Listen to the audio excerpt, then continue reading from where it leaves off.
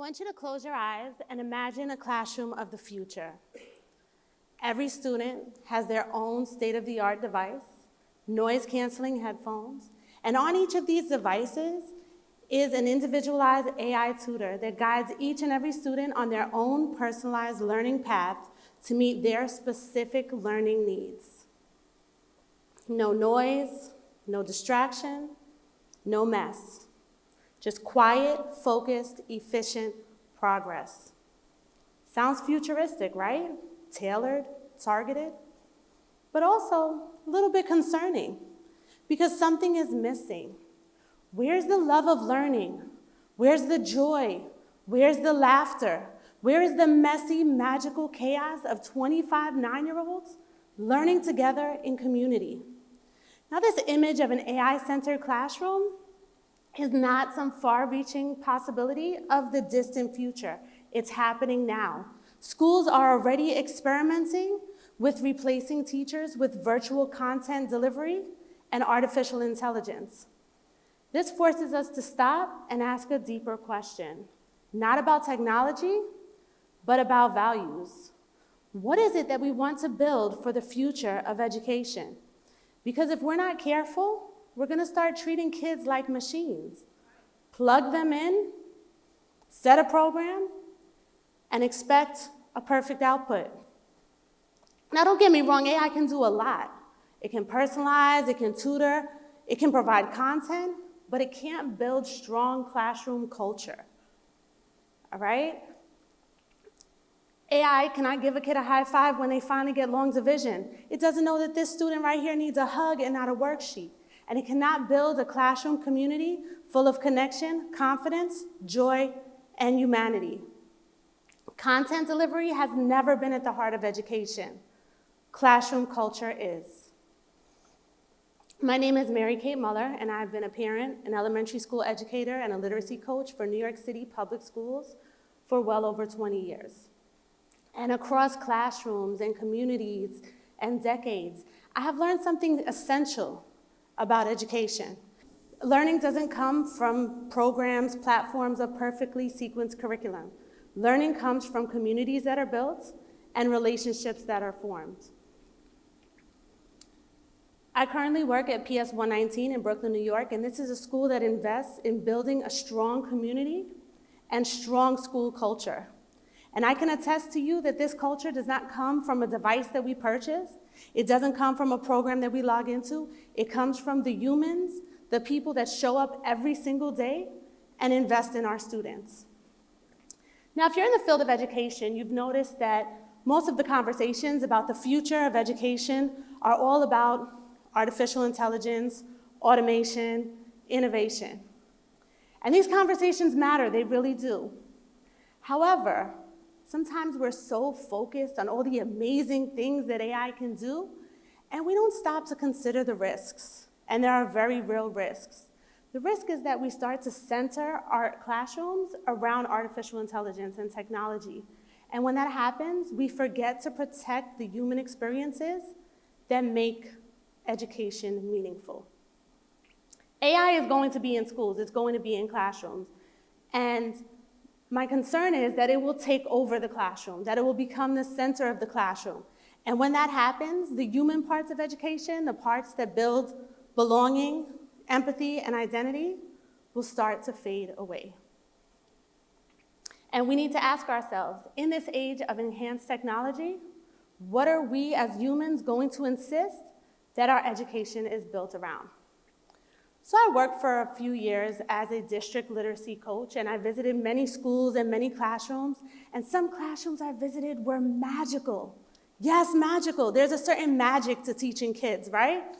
And it wasn't always that the teacher in these classrooms was doing something extraordinary. Sometimes it was just the feeling, the energy that I felt when I entered classrooms. There was a sense of excitement, a sense of curiosity, a sense of engagement. It almost felt like there was a tiny, invisible spark that was lit inside the hearts and inside the minds of the students and the teachers in these classrooms. And then there were other classrooms. It wasn't necessarily that the teacher was doing something wrong, but in these classrooms, it didn't feel the same. And without that spark, without that energy, the learning felt flat, almost forced. Classroom culture is what we need for the future of education. And classroom culture is not always something that you can see, but it's definitely something that you can feel. And as educators, we owe it to our students to design for this culture. Okay, we need to provide what no machine can provide to our students, right? We need to provide classrooms full of culture, full of confidence, connection, joy, and humanity. But what is classroom culture? What's it made up of? Classroom culture comes from many, many interconnected components. But the main things that classroom culture is made of are energy and design. So let's talk about energy. Energy is what a classroom feels like, right? Energy includes a joyful climate, celebration, connections between the students and the teachers, and building confidence or a growth mindset in your students. In these classrooms, you're going to hear things like, that was fun, and can we read the next chapter, and are we going to do this again tomorrow? Energy is important. Energy matters for education, but great vibes alone are not going to ensure learning. That's where the design comes in. Design is the intentional structure underneath the learning. Design includes things like a sense of urgency, appropriate scaffolds, learning routines, high expectations or rigorous learning, and active learning. Okay, design is very important because structured, scaffolded learning leads to better learning outcomes. In these classrooms, you're going to hear things like, oh, I get it now, or can we try a harder question, or can I help her to finish her work? The research is clear behind everything that I'm talking about. Students need connections with other humans in order to learn. Across neuroscience and learning science, study after study after study has the same clear, consistent results. Learning is stronger when it is social, emotional, and rooted in relationships. So when the energy and the design come together, students don't just learn more, they become more. Not robotic, not compliant, but capable, joyful thinkers. I want to tell you about a student in my class this year. He struggles with math, and we were doing 2 digits multiplied by 2 digits. And he gave it a try, and he did his work, and he raised his hand, and he said, I don't get it. And that was a win right there, because he felt comfortable enough to say that he didn't get it and he needed help. So that tells me he felt safe in my classroom. And I looked at his work, and he definitely didn't get it. And I could have easily said, what is this? Or why aren't you paying attention?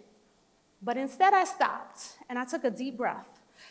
And deep breaths are really important for educators. And I looked at his work, and I said, you know what? You know 4 times 7 is 28, and that's a great start. But let's look at where you place the digits. And I called him over to my table and 2 other students who were also struggling, and I modeled some more problems, and I added some scaffolds like boxes on where to put the numbers. And he got one correct on his own. And I said, great job. And he got another one correct, and another one, and another one. And after 5 correct, he literally jumped out of his seat, pumped his fist in the air like he just scored the winning touchdown, and smiled proudly. And a student at another table looked at him like, what are you doing? What's going on? And he looked at her, he smiled, and he proudly said, do you know how it feels to get smarter? This young man who struggles to remember his multiplication facts so eloquently verbalized the goal of education, what we're trying to achieve. When that spark is lit, he said, do you know how it feels to get smarter? Now, these types of interactions can happen in thousands of classrooms every day.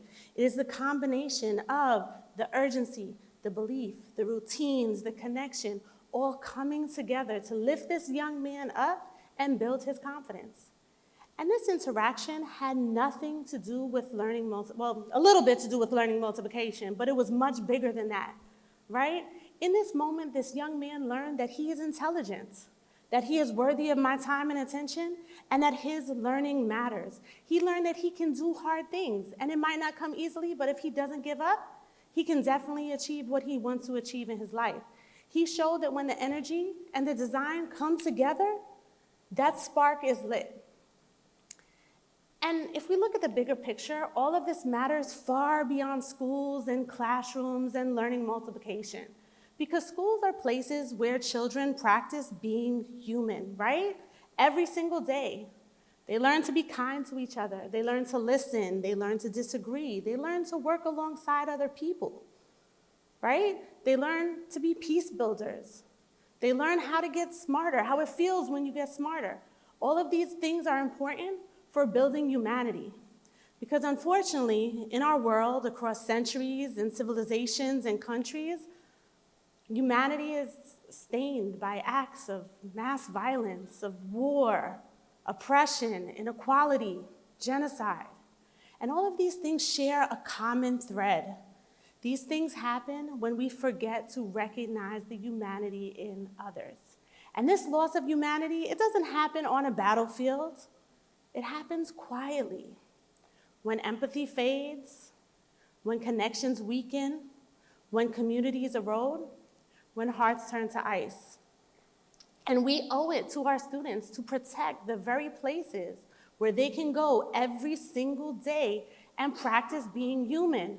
And this practice cannot be done with the help of an AI tutor. It can only be done with fellow humans. So let's talk about AI a little more. AI can do a lot, right? It can write my lesson plans. It can make worksheets. It can analyze my data. Let it do that. Let it be a tool. But let teachers handle the heart. Let them build the communities. Let them build the culture. Let them build confidence and joy and learning. So when you imagine a classroom in the year 2030, don't think about rows of silent students with AI tutors and headphones.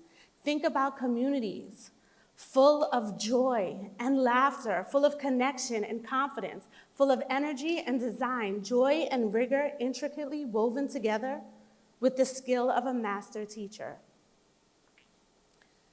Classrooms don't need more automation. Classrooms need more connection, more culture, and more humanity.